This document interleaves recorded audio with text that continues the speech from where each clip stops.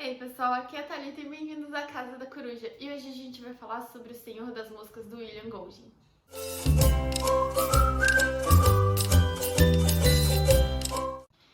Esse livro eu li para o meu projeto literário de 12 livros para 2021. Se você ainda não conferiu esse vídeo, eu vou deixar aqui nos cards para você ver. E esse foi o livro que eu escolhi para começar lendo em janeiro e foi uma ótima escolha. Eu adorei esse livro. Para quem não sabe, eu sou formada em Direito e na faculdade de Direito a gente estuda um pouco sobre a natureza humana, sobre como o homem se comportaria se não existissem todas as normas e regras que existem para convivência em sociedade. E aí a gente tem duas correntes, vamos dizer assim. Para uma primeira corrente, que seria a corrente defendida por Rousseau, por exemplo, o homem ele seria um ser naturalmente bom. Se a gente vivesse sem regras, sem governo, sem nada, a gente conseguiria entrar ali em acordo entre todo mundo, procurando o bem de todo mundo e construiria uma sociedade sem nenhum tipo de conflito. Já para outros filósofos, como Thomas Hobbes, o homem seria um ser corrompido, e se a gente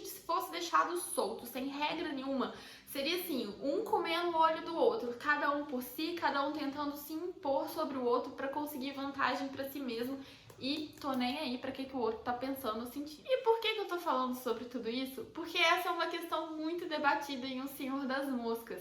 O autor William Golding, ele nasceu na Inglaterra e ele esteve presente na Segunda Guerra Mundial. Ele foi um soldado da Marinha Inglesa durante esse evento histórico e, inclusive, depois que acabou a guerra, ele falou a seguinte frase: qualquer pessoa que tenha passado por esses acontecimentos terríveis sem entender que o homem produz o mal como uma abelha produz o mel estava cego ou louco. Ou seja, enquanto ele viveu esses acontecimentos, enquanto ele presenciou a Segunda Guerra, ele questionou muito a natureza humana e ele se decepcionou muito com a natureza humana. O que até então ele entendia como todo mundo, ele ali esperava encontrar o bem em cada um e ele realmente acreditava que o homem não tinha toda essa maldade dentro de si. Quando ele vivenciou a guerra, ele teve assim uma desilusão completa com a sociedade. Ele viu o quão ruim um homem pode ser, quão mal ele pode fazer para o outro. Então ele voltou da guerra muito mudado, ele voltou da guerra muito decepcionado com os homens.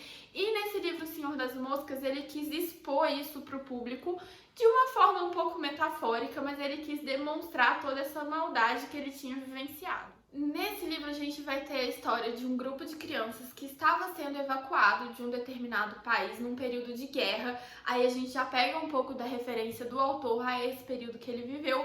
Mas enquanto eles estavam sendo evacuados, o avião em que eles estavam sofre um acidente e eles vão cair numa ilha deserta e vão ficar perdidos nessa ilha deserta.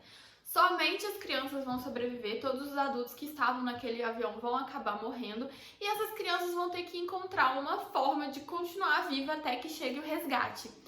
Num primeiro momento, elas vão tentar recriar uma sociedade nos moldes com que elas estavam acostumadas. Ou seja, uma sociedade democrática, elas vão eleger um líder que vai ser o presidente delas, elas vão fazer isso através de uma votação.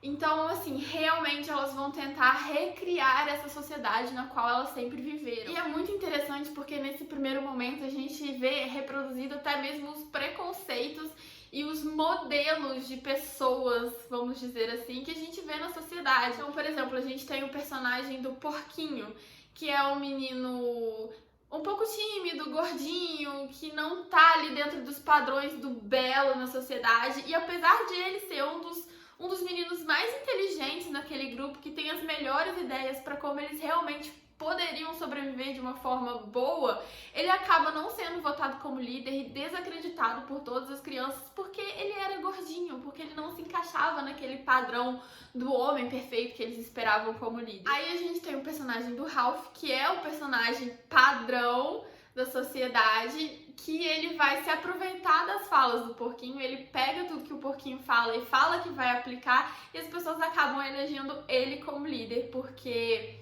ele vai se encaixar no padrão e como ele tá ali pegando as ideias do Porquinho, que são as ideias boas, ele acaba se mostrando como um bom líder. Então, além do Golding querer reproduzir a maldade humana e discutir tudo que ele vivenciou na guerra, ele também traz aí algumas questões extras da sociedade pra gente debater.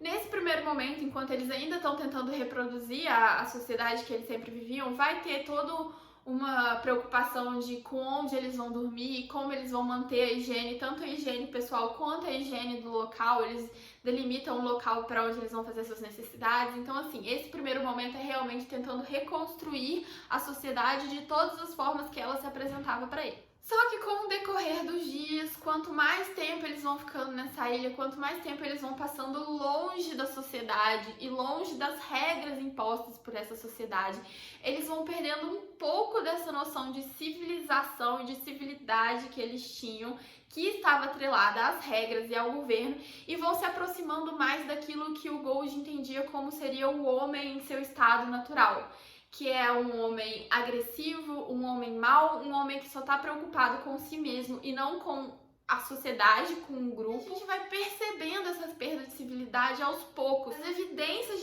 de civilidade que a gente vai tendo naquela sociedade no primeiro momento, elas vão se perdendo.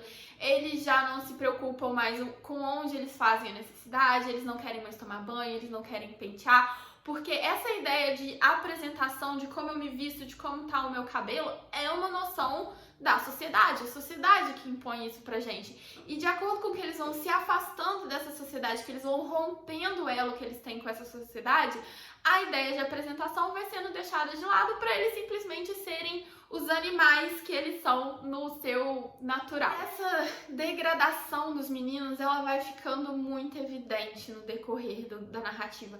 Ela começa sutil apenas com os mais novos não querendo tomar banho, eles não mais se preocupando em construir os dormitórios, até chegar a pontos extremos que eu não vou entrar em detalhes aqui para não dar spoiler, mas a gente realmente vai vendo essa perda completa de noção de viver em sociedade, até para chegar no estado total de selvageria entre os meninos. Esse é um livro de muitas metáforas e é muito interessante você ler esse livro sabendo de todo esse contexto, de o que o autor queria passar com esse livro, porque aí quando você vai lendo, você vai percebendo todos esses pequenos indícios que ele vai dando.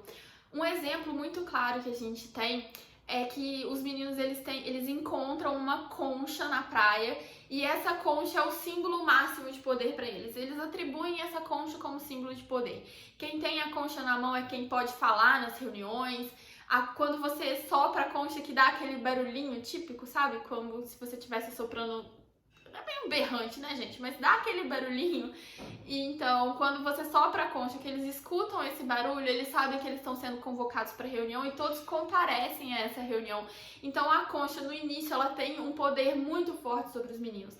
E de acordo com o que vai passando, essa concha vai perdendo esse poder. Eles já falam sem ter a concha na mão, às vezes eles não respeitam mais essa convocação para reunião. Então, vários símbolos de poder que eles tinham no início vai se perdendo. Eles vão se afastando da civilidade, eles vão voltando ao seu estado natural que o Gold entendia como sendo o estado natural do homem, e eles vão se tornando cada vez mais agressivos. E, gente, você vê essa narrativa indo para esse sentido é muito perturbador. Esse é um dos adjetivos que eu mais vejo relacionado a esse livro, que é um livro perturbador. E eu não estava entendendo por que era tão perturbador até eu chegar ali nos 60% da leitura, quando as coisas realmente começam a pegar fogo e você fica assim, meu Deus, eu tô lendo isso aqui, é isso aqui mesmo que eu entendi? Não é possível. Deixa eu ler de novo pra ver se essas crianças estão fazendo o que eu realmente acho que eles estão fazendo. Então é um livro muito forte, com umas cenas realmente muito fortes. Fica aí um alerta de gatilho de violência. Esse livro é muito violento, mas pra quem não tem tantos problemas assim em ler sobre a temática, é um livro que eu recomendo muito. Eu achei interessante principalmente nessa discussão de como é realmente a natureza humana. Se a gente não tivesse regras que inibissem o comportamento que a gente quer ter naturalmente, qual seria esse comportamento? A gente se preocuparia com o outro ou seria cada um por si? E esse livro, ele choca principalmente porque são crianças como protagonistas. Eu achei essa sacada do autor sensacional. Se ele tivesse colocado homens adultos ali, talvez a gente não tivesse tanto choque, talvez a gente achasse que era só aqueles homens que estavam tendo aquele tipo de comportamento.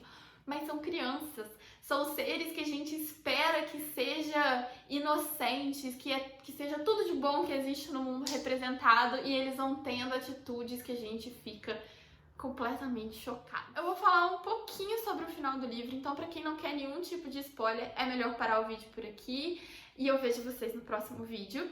Mas pra quem não se importa de um pouquinho de discussão a respeito do final do livro, eu não acredito que vai interferir na experiência de leitura de vocês, porque esse livro realmente não é sobre o final dele, é sobre toda a trajetória e sobre essas discussões que eu falei. Mas vamos lá para a parte com spoiler.